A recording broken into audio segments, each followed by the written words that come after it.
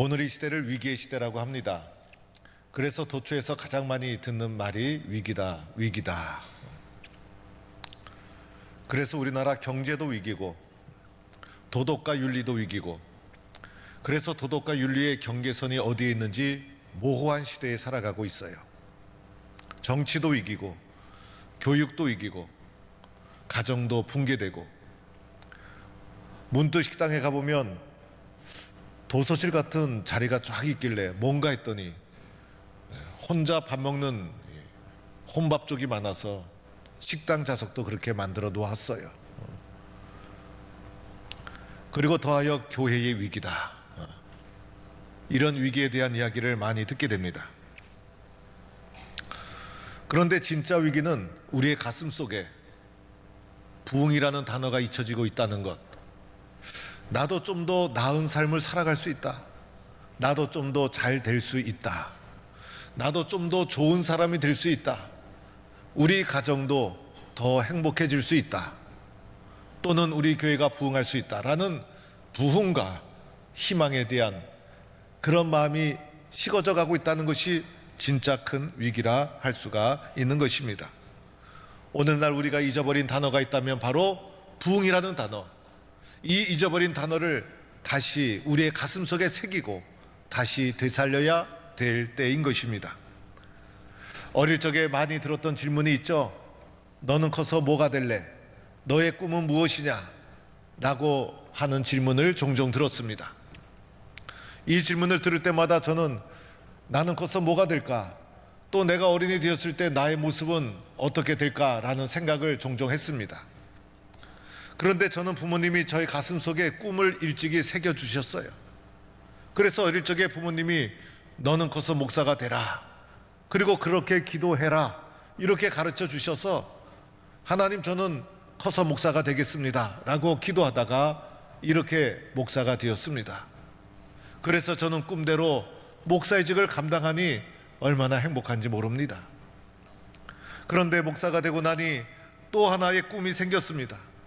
그것은 목회를 잘해서 교회를 부흥시키고자 하는 것이었습니다. 지금도 마찬가지입니다.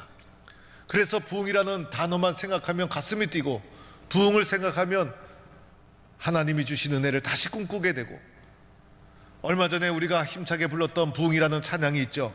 이 땅의 항모함을 보소서 하늘의 하나님 긍휼을 베푸시는 주여라고 부흥이라는 찬양을 목 놓아 부를 때가 있었어요.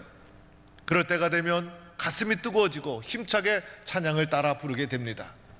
가만히 생각해 보면 어렵고 힘들어도 부흥에 대한 희망을 가지고 있을 때 그때가 기쁘고 보람있고 행복했던 것입니다. 그러나 아무리 풍성해도 부흥에 대한 꿈이 식어져 버리고 부흥에 대한 희망이 사라져 버리면 그때는 비참하고 슬프고 어두운 인생을 살아가게 된다는 것입니다. 그래서 우리 모두는 부흥에 대한 꿈을 다시 일으키고 우리 가슴 속에 나도 잘 될 수 있고 더 좋은 사람이 될 수 있다, 우리 가정도 더 행복해질 수 있다, 우리 교회도 부흥할 수 있다라는 믿음과 희망을 가지고 다시 한번 부흥이라는 단어를 가슴에 새겨야 되는 것입니다. 오늘 사도행전 9장의 말씀은 초대교회의 모습을 설명하고 있는 말씀이에요.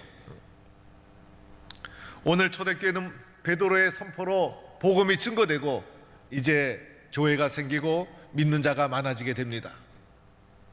교회가 세워지고 복음이 증거되자 유대인의 핍박이 시작이 됩니다. 그래서 이제 스데반 집사가 순교를 하고 주의 사도 야고보도 순교를 하게 됩니다. 그러나 교회는 핍박 속에서도 부흥하고 성장하는 것이 교회였어요. 그래서 핍박을 딛고 빌립 전도자가 사마리아에 전도를 하고, 그리고 심지어는 갈릴리까지 전도하고, 그러나 이때 나타난 사람이 교회를 핍박하던 대표적인 사람 사울. 그래서 사울이 저 멀리 다메섹까지 가서 예수 믿는 자를 핍박하고 잡아오겠다는 허락을 받고 다메섹을 향하여 가게 됩니다. 다메섹을 향하여 가게 되다가 가는 도중에 부활하신 예수님을 만나게 됩니다. 사울아, 사울아, 나는 내가 핍박하는 예수다. 부활하신 예수를 만나고 나서 이 사울이 말에서 떨어지고 눈이 감겨서 보이지 않게 됩니다. 사울이 아나니아를 만나 눈에 비늘이 벗겨져서 눈을 보게 되고, 예수를 핍박하던 사울이 도리어 예수 그리스도의 복음을 전하는 자가 됩니다.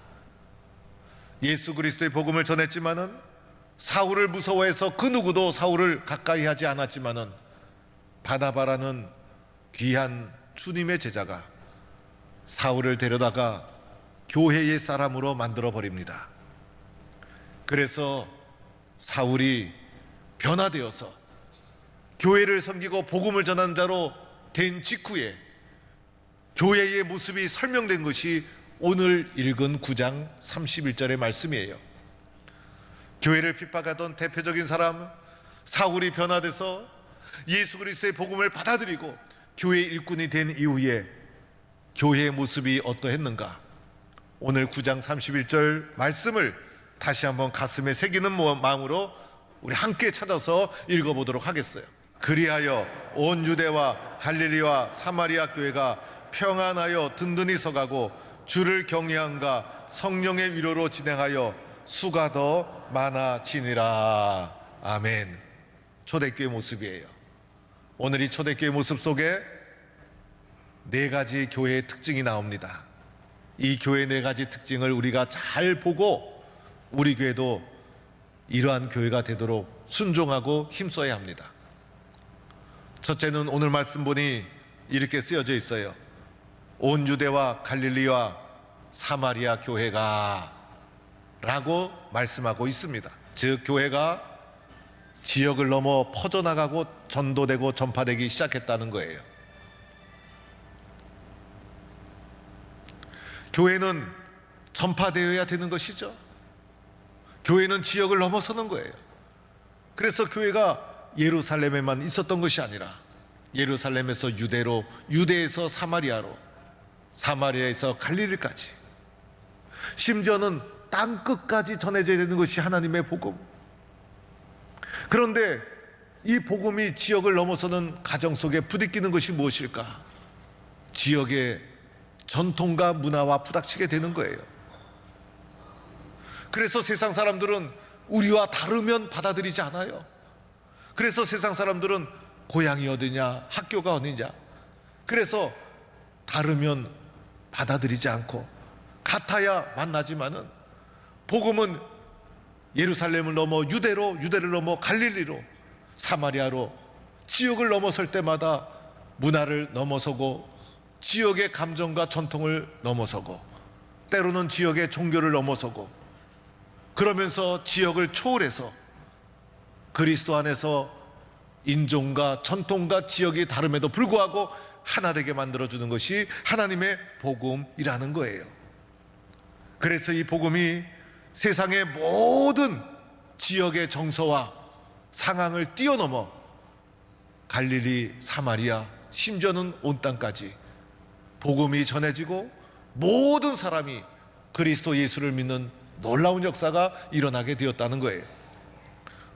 오늘 우리도 복음이 필요하지만은 다른 지방에, 다른 지역에 사는 사람에게도 하나님의 복음이 필요하고, 복음은 다름에도 불구하고 우리를 하나 되게 만들어주는 하나님의 능력이 있음을 우리는 깨닫고, 우리가 가지고 있는 개인적인 전통과 역사와 문화와 생각과 이념과 사상을 다 넘어서 주 안에서 하나 되는 교회를 이루어 가야 된다는 것입니다. 이것이 교회의 전통이요 뿌리가 되는 것이에요. 두 번째 교회의 특징은 오늘 말씀 보면 평안하여 든든히 서갔다. 무엇을 말해줍니까? 영적이고 내면적인 성숙한 교회를 이루었다는 거예요. 사람이 모인 곳이 평안한 곳이 어디 있겠어요? 사람이 모인 곳마다 사람들의 생각과 사람들의 의견이 부딪혀서 사람이 많을수록 요란하고 시끄러울 수가 있어요. 그런데 하나님의 교회는 지역을 넘어서고 확장이 되고 수가 더 많아짐에도 불구하고 평안하여 든든히 서갔다는 것은 그 교회를 이루고 있는 성도들 가슴 속에 영적인 성숙함, 내면의 성숙함을 이루어 갔다는 거예요. 그래서 시끄럽고 싸우고 다툼이 일어났기보다도 도리어 평안해지고 든든해지는 놀라운 역사가 일어나게 됩니다. 성도들 간에 서로가 신뢰하고, 그리고 서로가 사랑하고 섬기고, 그런 아름다운 모습이 이루어지는 거예요. 세상의 유혹과 핍박이 와도 흔들리지 않아요. 자신의 작은 욕심을 가지고 교회를 시끄럽게 만드는 일이 없는 거예요. 사도행전 나오는 교회에 대한 모습을 보면, 오늘은 9장 말씀이죠. 2장과 4장에 보면요, 한마음 한뜻이라는 단어가 계속 나와요.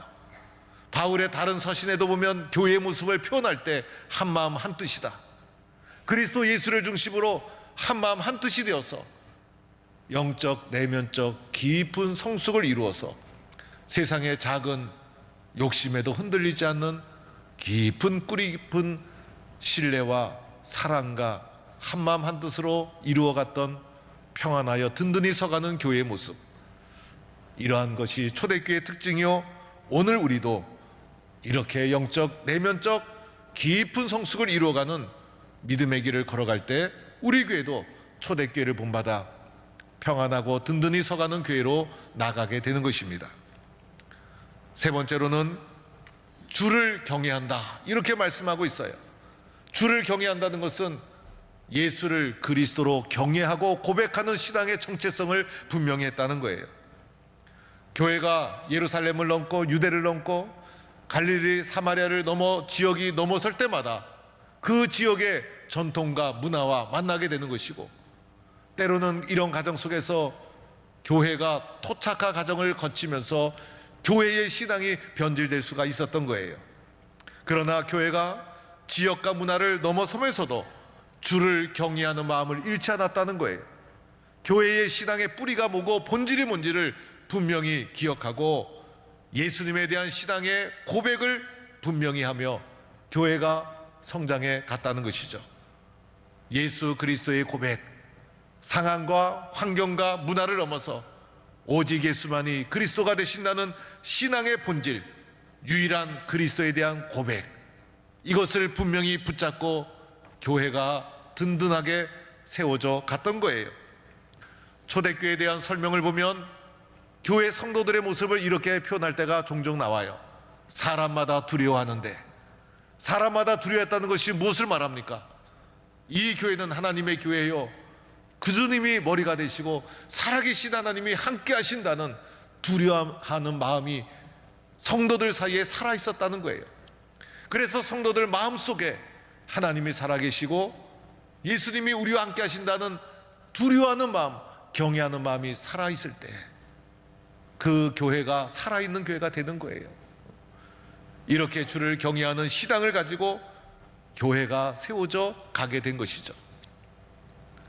네 번째 특징은 이렇게 쓰여져 있어요. 성령의 위로로 진행했다. 즉 성령 충만한 교회였다는 거예요. 성령의 위로는 성령께서 후원하는 교회로 진행했다는 것은 오늘도 성령의 역사가 계속되어졌다는 거예요. 그래서 초대교회는 성령님의 인도에 순종하고 성령이 충만하고 성령님의 인도를 따라가는 교회였다는 거예요. 성령이 충만하니 불가능한 것이 없죠. 성령 충만하니 성도들 마음속에 두려움이 사라집니다. 성령 충만하니 우리도 할 수 있다라는 능력이 생깁니다. 성령 충만하니 핍박이 와도 미래에 대한 희망을 가지게 되는 것이죠. 그래서 성령 충만으로 일어나는 교회가 초대교회의 모습이었다는 거예요. 성령 충만이 우리에게 오는 통로가 있죠. 성령의 통로, 하나는 말씀인 것이죠. 하나님의 말씀을 통해서 성령님이 우리에게 오시는 것이고, 우리는 성령 충만한 마음으로 말씀을 또한 받는 거예요. 그래서 말씀이 우리의 신앙의 가장 본질이요, 성령 충만을 가져오는 가장 중요한 통로는 하나님의 말씀이다. 그래서 하나님의 말씀을 늘 경외하는 마음으로, 사모하는 심령으로 말씀을 받고 순종하는 것, 여기에서부터 성령 충만이 일어나게 되는 거예요. 또 하나 성령 충만의 통로는 기도인 것이죠. 그래서 초대교회의 모습은 오로지 기도에 힘쓰니라. 모일 때마다 기도하고, 예배당에 오면 제일 먼저 기도하고, 예배당에서 제일 많이 들려오는 소리는 기도 소리. 그래서 기도를 통해서 성령 충만을 경험하고, 기도를 통해서 성령님의 은혜를 경험하고, 기도를 통해서 성령님이 임재하게 되는 것이에요.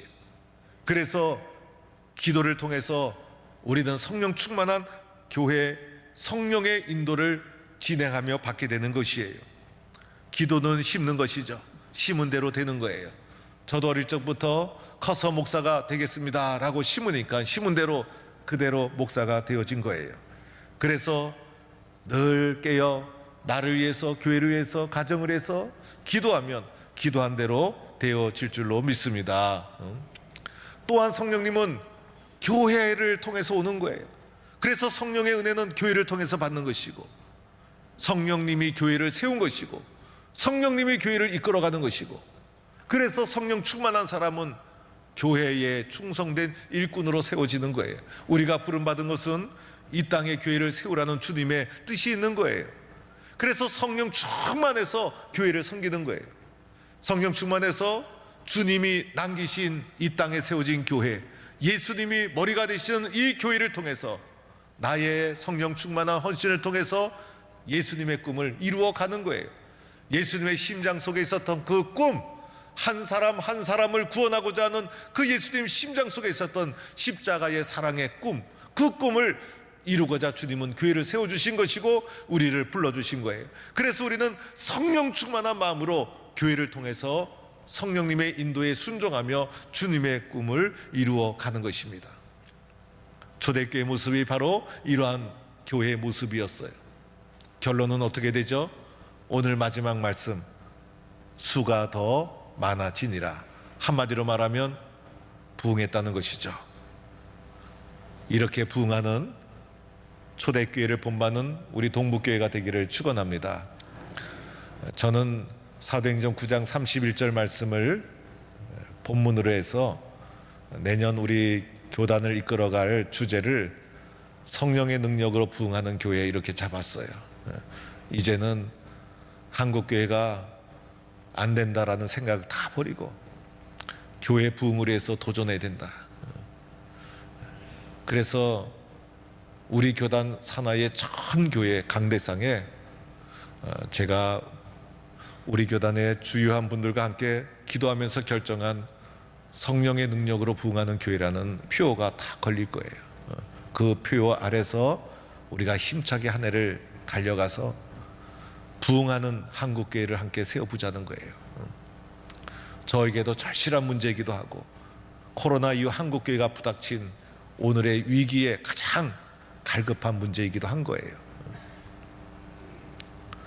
그런데 이것이 우리의 힘으로 안 돼요. 누가 도와주셔야 됩니까? 성령의 능력으로. 성령의 능력으로 되어지는 거예요. 그래서 우리들은 주님 도와주세요. 내 힘으로 안 됩니다. 성령님 도와주세요.